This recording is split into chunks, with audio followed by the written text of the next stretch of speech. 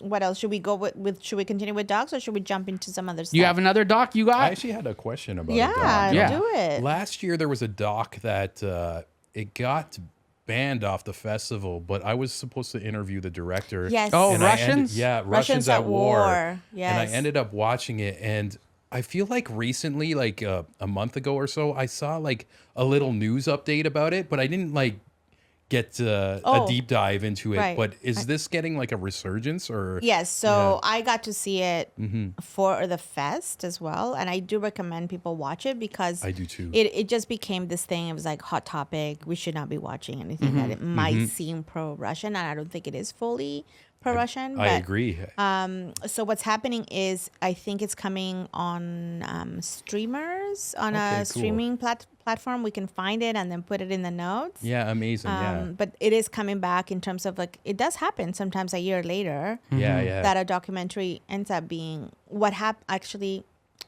I just remember, folks. They are going to release it themselves. The team themselves is going to release the film, I think, on their own. Yeah, I know that was TIFF 49. We're talking about 50 today, but I was just curious, and I knew you guys would have the knowledge. But I did. The word enjoy isn't what I would say about that movie, but I really, really appreciate it. Like it's like was heart wrenching, as you saw, and everything too. And at the end, I didn't believe it should have got banned. You know, it's just like.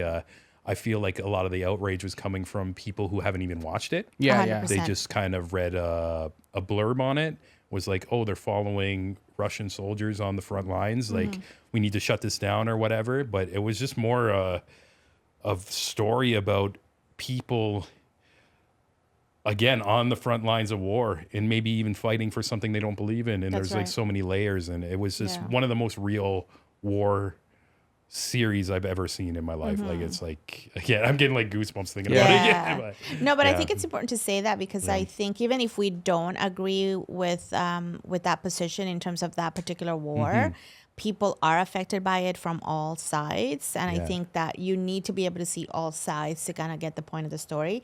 I just quickly looked it up. So it's going to be available on russiansatwar.com starting August 12th. Yeah. And this lady who was the director basically risked her entire life to capture history from the front lines. So yeah, check it out if you're interested.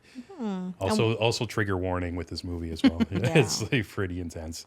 And we may be doing something similar next year if we do this Nameless podcast again, where we name something in our doc list and then we revisit it a year later. Yeah, that sometimes is the frustrating part of TIFF is because like we'll watch something and like this is amazing, and you try and tell people, I'm like, I want to watch this. Where do I watch this? And I'm like, it fell through the ether. Like, You can find a link to watch Russians at War in the description. Also, feel free to click a link on the screen for more documentary coverage. And give us a subscribe to listen to some of the most soulful interviews in the arts and entertainment industry.